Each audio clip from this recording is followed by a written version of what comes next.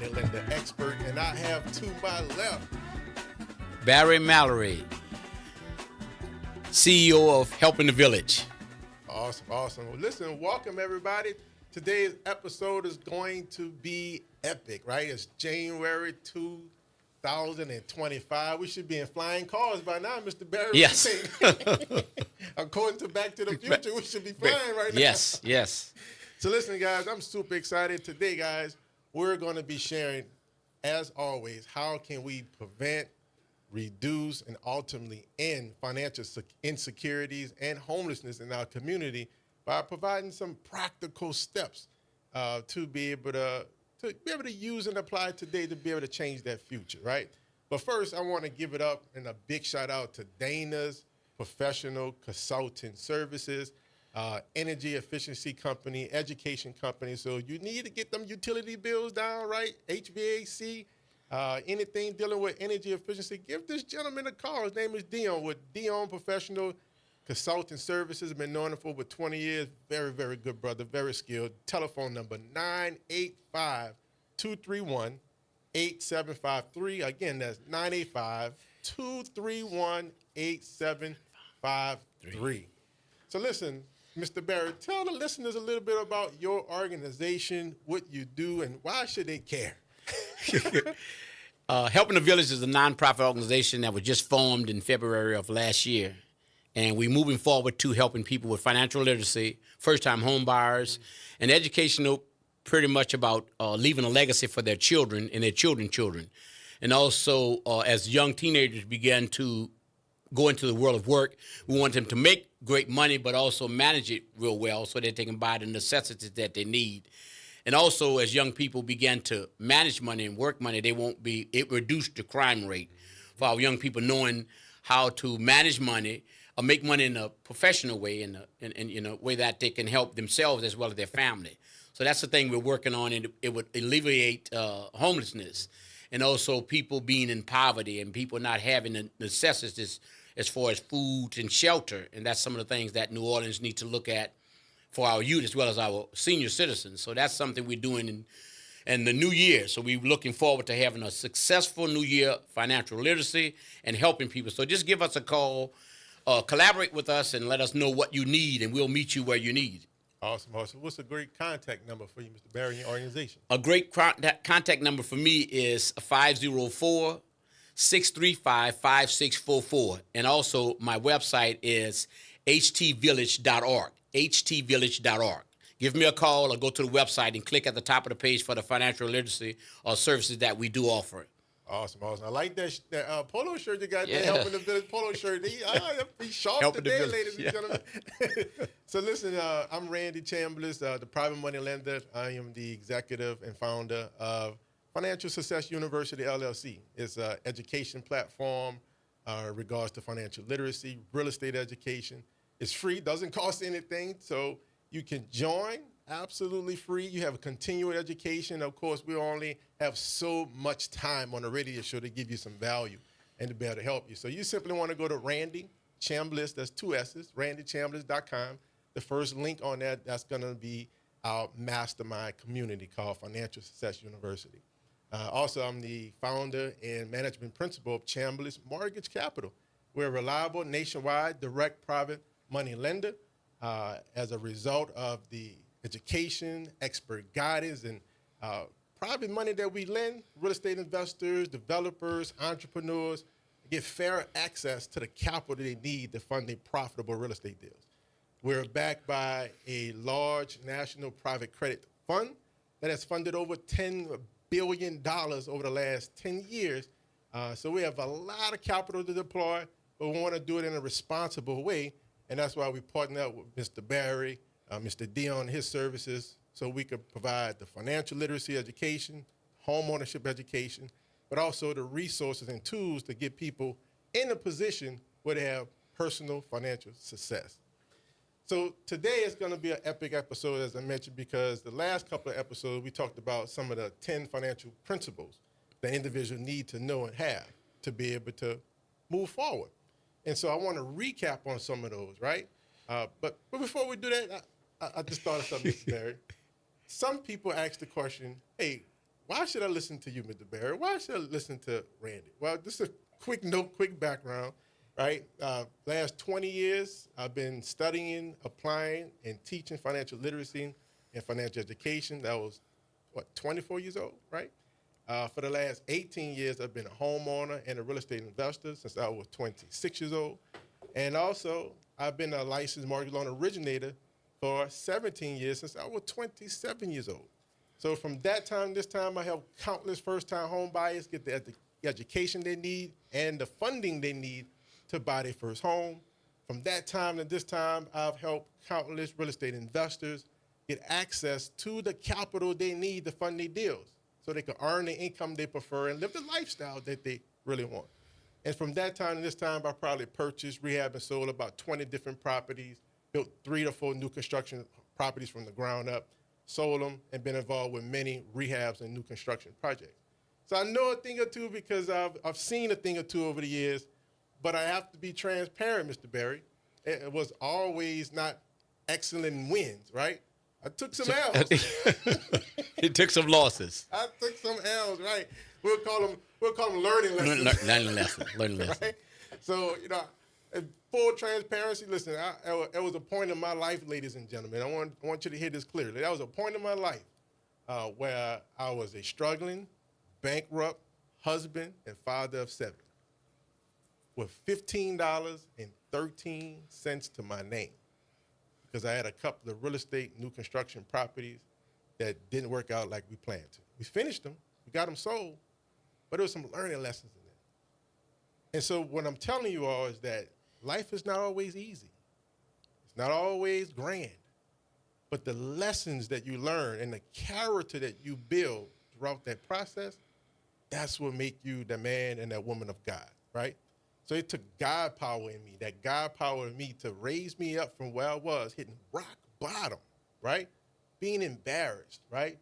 Thinking that, how did I get here? I was just trying to do the right thing. I wasn't stealing, wasn't robbing, wasn't manipulating, cheating, but yet I found myself hitting rock bottom. But through God power, because I remember he told me in the scripture, Mr. Berry said, I will never leave you. Nor forsake you. Nor forsake you. Yep. He also said, Randy said, I give you the power to create wealth. Oh. He said that he told Moses, I made you a god over Pharaoh. Made him a god over his fears. Made him a god over his problems. And so, ladies and gentlemen, a year later after that Chapter 7 bankruptcy, I made over $125,000 that first year. The second year, I brought my income over $325,000. And today, I have an opportunity and opportunities, let's say, to be able to manage budgets, financial budgets with multi-million-dollar companies today. So what I'm telling you guys, if I can do it, right, the average person from New Orleans, brother man from New Orleans, you can do it too. But you just have to know and actually apply some of these financial principles that Mr. Berry and I have been sharing and Mr. Dion have been sharing the last couple. So let's talk a little bit about financial obligation, Mr. Berry. Yeah. Right? So our financial obligation, when we look at it, and it goes on to when we get in the house, I think we discussed this too, that we want to make sure that we're closing the curtains in the summertime, using our utilities the proper way, and also water and everything. And when the kids are just standing in the icebox, say it, you're taking money out my pocket. So when we have the family involved into the situation, it makes it easy and simple. Because if your son come in and just go stand in the refrigerator and say it was the same water that was in there earlier, it's the same water. It's not even any colder. It's going to get less colder because you got the door open. So those small things like that make a difference, because you thinking you just stand there with letting the cold air out. And with the lights, turn the lights off, and once they see that if you play in your PlayStation and the lights go off, that means we couldn't pay the light bill because you wasting energy. So we must teach a conserving energy for the people that live in the house. That's right. Because you can't just live in the house and take up all the resources and not put anything back. So that's one of the things that being taught once we teach you how to get into a house, buy a house, and stay in the house. So it's important that the entire family be involved. That's why we're saying helping the village, because if we see a problem in our neighbor's house and we can help them, like, hey, let me help you do your weather stripping. Let me help you do this. Let me help you fix your ceiling. Let me help you do this. So when we are working together as a unit and as a family, it helps the next door neighbor, because you don't want their property to fall down because it make your value go down. So I think when we bring back the thing as a village, work in the village to help one another, because I think when I came up, we didn't have a Walmart. We had Miss Barber house, Miss Gladys house. We'd go get rice from one person's house to the other. That's what our Walmart. So the Walmart were the women that lived in the neighborhood. So we would get food from one another and share food. So we need to bring back financial literacy so we can all help each other. I think that's most important for our younger generation. I think we dropped the ball somewhere. And I think we are dealing with stuff at the age of 8. My perspective, we should teach financial literacy at 8. It should be maybe 5 or 6, but I'm assuming 8 would be pretty good because I start at as soon as the kid can learn and understand and start teaching them about money, giving them money, taking them to the bank, and showing them, because we not only just put money in the bank for them, show them how to put the money in the bank, show them what's going on, because I'm dealing with my teenage granddaughter who's doing really well. And so these are the things that we teach our young generation, and it'll pass on.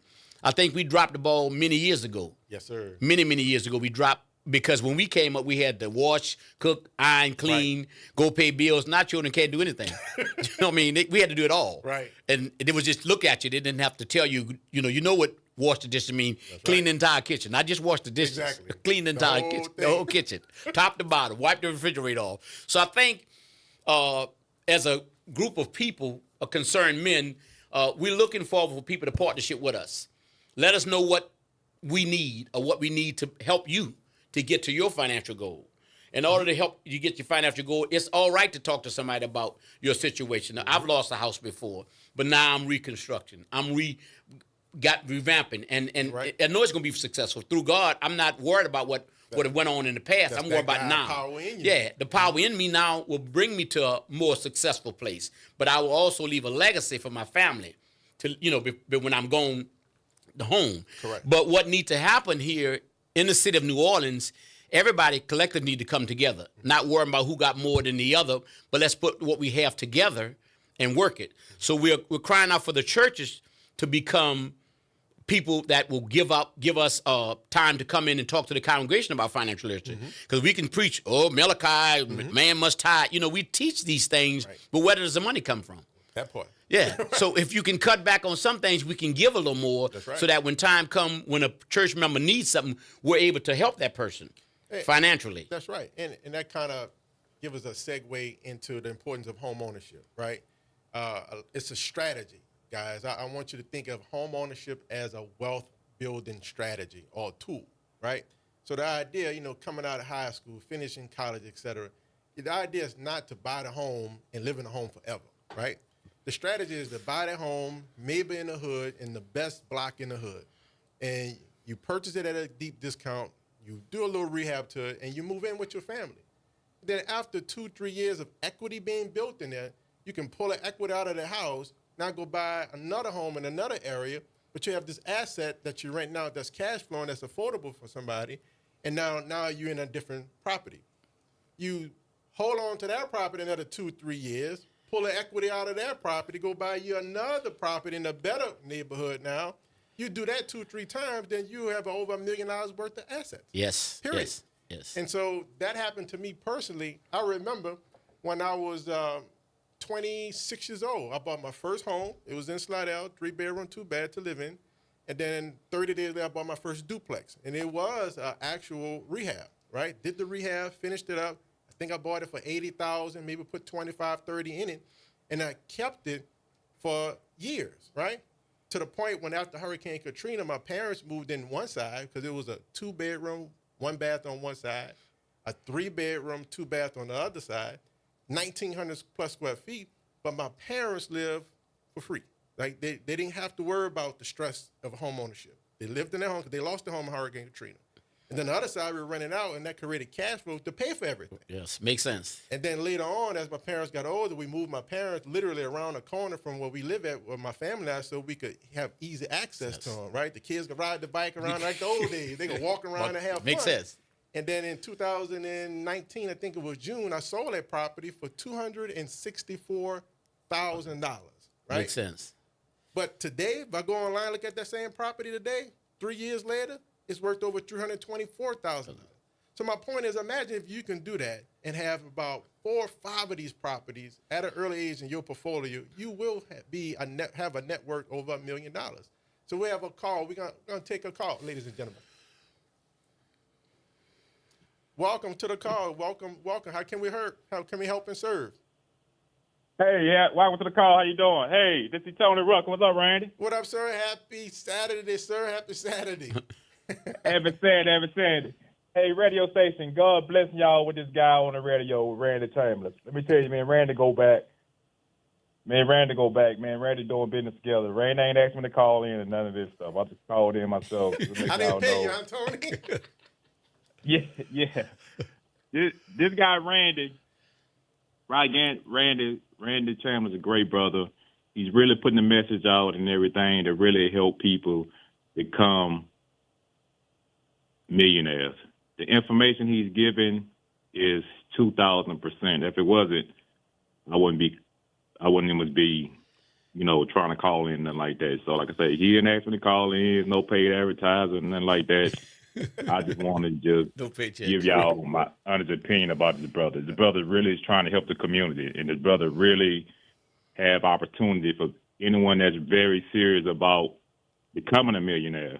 Because this information, I wish I would have knew this information when I was 18 or 21 years old. I'd be a billionaire right now. Mm-hmm. But this guy's he's driving the information to our community, and we really need his information because this information been out for years and years and being hidden.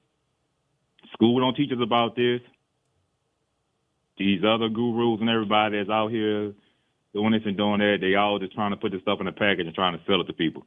Right. Randy and I, we work together and everything. We really trying to bring this information to the community. So I just wanted to give y'all this information about just from the heart about this guy. This guy's really trying to really help everyone. So that's just my sight on Randy Chambers and Chambers Mortgage. Man, much appreciated. Thank you, Tony. Thank you for tuning in. And, man, I've been knowing the brother for a long time, been in the community as a realtor. Mm-hmm. And at the end of the day, he's helped a ton of people as well because it goes back to say what you put out is what you get back, right? Mm-hmm. What you sow, you reap. So you put good stuff out, good stuff's going to come back. Put bad stuff out, bad stuff come back. That's right. It's sad. And so, with that being said, ladies and gentlemen, let's talk a little bit more about the financial obligation. So you have two personal financial obligations that you everybody who's listening to my voice right now must achieve. And that is the current financial obligation. You have to be able to, have enough income coming in today so you can pay all those bills and have some money left over at the end of the month. Right? Yes, and some food money. Some discretionary income. That's called being in a positive cash flow cycle. And then the second financial obligation you must meet is your future financial obligation, meaning at some point you want to retire, hopefully. Yes. Whether it's willfully, right? Or sometimes, unfortunately, ladies and gentlemen, it's forced, right? Yeah. Because of health conditions or something age, that happened, age, right? And you're forced to sit down. And so we cannot rely on the future financial obligations to be paid for by pension plans because a lot of pension plans is over with, doesn't even exist anymore. 401ks are gone. That's right. Some of them have been lost during the crises, right? Financial crises. So you cannot rely on the corporations for your pension plan. And we certainly, number two, is the government for Social Security. We cannot rely on Social Security. No, indeed. How many of you guys know somebody in your family right now receiving Social Security, and that's not enough to pay for their living expenses? Our senior citizens have to choose whether they're going to pay for medicine or to eat. Yep. And so that is a critical piece, but we have to be able to put ourselves in a position not to inherit that, right? And so today, your current financial obligation is really paid for by your job today, right? Yeah. It's paid for you by your job. You go to work, you trade your time, your energy, and your skills, and you get a paycheck, right? A lot of people, Mr. Barry, you hear me joke about this all the time. Some people work just enough so they don't get fired. And then today, jobs pay you just enough so you don't quit. And that's just enough to make just enough balance. Yeah, they happy, you happy. Right. Yeah. So at the end of the day, you have to know those two financial obligations that you must meet, and then have a plan in place, ladies and gentlemen. Have a plan. So, Mr. Barry, talk to us a little bit about having a plan to be able to meet these financial obligations. Having a plan would be having a part-time job or starting your own business, and don't doubt yourself. If something that you want to start, a business or something, get around like-minded people that can help you financially or show you, because a lot of time we get discouraged or fall apart simply because it doesn't look right at that moment. everything takes a process. Even with my nonprofit, it's a slow process, but it's going very well. And I'm grateful for all the people that's very supportive of me. You know, my wife and the entire people. That's my little sister Cheryl. She's gonna get me for this, but you know, they're very supportive. Not only my wife was talking to me in the bed last night about the stuff and talking about this. She's a very quiet person, but she pulls a lot out of me. So I think we need to get around like-minded people and set our goal, what we're going to do. These are the things I'm going to do in 2025, not just write it down, but make it come a reality. Not just have a dream, but make your dream become a reality for its financially. And it can be done. It's not a hard task. And when you have a family member that you're not sure they need the help, reach out to somebody else. A lot of times we don't talk to our other family members about situation or circumstances, but it should be somebody that you can go to and say, hey, man, this is what I'm dealing with financially. How can I go? What do I need to do? And there's so much help out here now than there was before, because a lot of things were hidden from us financially. That's we right. couldn't do this and do that. Now it's out in the opening. You can find out financially stuff from just talking to the person that you have banking with. Ask them questions about this. Ask them questions about that. And if we don't ask the question, then we won't find out the information. Correct. So call into us, get with us, you know, and What's take your number, Mr. Barry? My number is 504-635-5644. Call me. Set up an appointment. We can set up a Zoom with you and your entire family. We get together for parties. We can get together for financial literacy. So we set up a Friday or Saturday, cook some chicken and good beans if you can cook. If you can't, we just order the food. Please do. If you can't cook, just go ahead and order some food. And we'll come by. We'll do whatever we can to help your family come together. I think when family comes together financially, it works really well. We did it in my family years ago, and there's so much you can buy as a family. You can buy a unit as a family. So if it's 10 people in the family, 5 people in the family, buy the unit. Everybody move in different apartments because some of us can't live together. It's understandable. And then when one move out and buy a house, the next one move out, next one move out. That can be done if we focus our mind on not the things that divide us, but the things that bring us close. That's right. It's very, very important that we do this.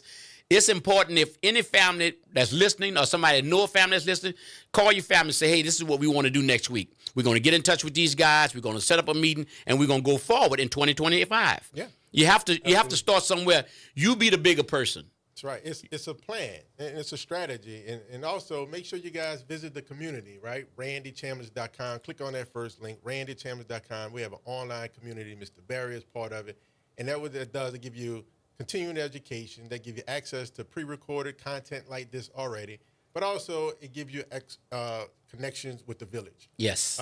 Because we have experts that's back there like Mr. Barry, and you're able to learn and grow from it at your pace. Be able to build your team. I say it all the time that wealth building and business building is a team sport. Wealth building and business building is a team sport. You can't do it on your own. So listen, to meet those 2 financial obligations, that's 5 challenges that you have to be aware of. That's number 1 is inflation. You have to be able to outpace inflation. Number 2 is taxes. Definitely you have taxes, to learn how to minimize your taxes. Taxes, yes. Number 3 is debt, right? You have to be able to have a plan to pay down that debt and pay off it. And then 4 is spending, consumer spending. You have to lower your expenses. And then 5 is credit. We want to build the credit as much as possible so when you do use it, the interest rate's not killing you. Well, what's the purpose of all that? Well, in order to increase your income, as Mr. Barry and I talked about this before, hear me out, ladies and gentlemen, take some notes. In order to increase your income, is 2 things you must do. Number 1, you must earn more income. Randy, that sounds pretty good. Earn more income, yes. The second one is spend less money. Right? Yes. That's the 2 things that you have to do. Earn more income and spend less money. Yep. Because when you spend less money and you earn more income, now you can move forward. For example, if your utility bill is sky high, $450, $500, $600 a month for utilities, you need some energy efficiency. You need some consulting. So get with Brother Dion. Yes. Dion Consulting Services, right? The brother could be reached at 985-231-8753, 985-231-8753. Well, what's the purpose? Because when he come in and be able to help you with the energy efficiency package, you'll be able to lower your utility bills. That's what? Lowering your expenses, right? That's putting you in a position to what? Spend less money. You have to be on a zero-based budget, ladies and gentlemen. Write that down. A zero-based budget. And what that simply means is that every dollar is accounted for. Whether it's a dollar that you're going to give away to the church, whether it's a dollar you're going to put in the IRA, whether it's a dollar you're going to put into for your future vacation you would take, every dollar has a purpose. You have to give your mind a purpose in 2025, ladies and gentlemen. You have to tell your emotions how to feel. Because what's going to happen is the New Year's resolutions, they're going to be gone in a couple of weeks. Yeah, Would you agree with 3 that? days, 3 days, 4 days is over with. Right. But you got to set your goal and generate your mind that every morning this is my goal. Set your goal, but you have to have like-minded people around you. Set your goals high and reach them. You can, because I've made a 150-degree turnaround. Me and my family, we'll be meeting once a week, discussing things. And I know my sons and my daughter get tired of me calling them or texting them. I know they get tired of it, but I want them to take care of Dad when I get older.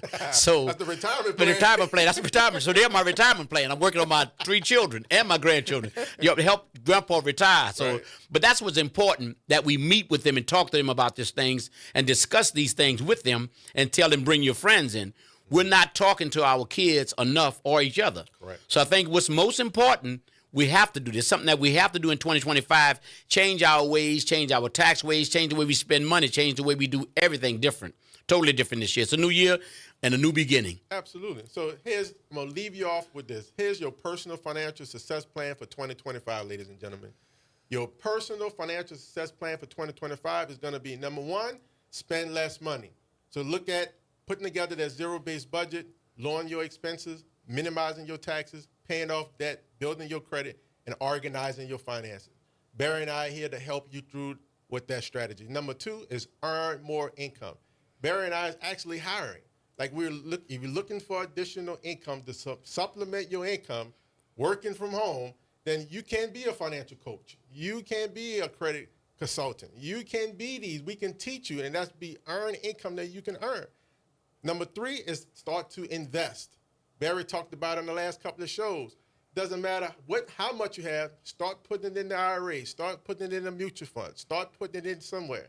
So that way you're able to meet these financial goals. So with that being said, my direct telephone number is 504-270-1314. Again, that's 270-1314. Go to randychambers.com and sign up for our community. And Mr. Barry, what's your information? My information is 504-635-5644, or go to helpingthevillage.org, helpingthevillage.org, or my direct number is 504-941-0461.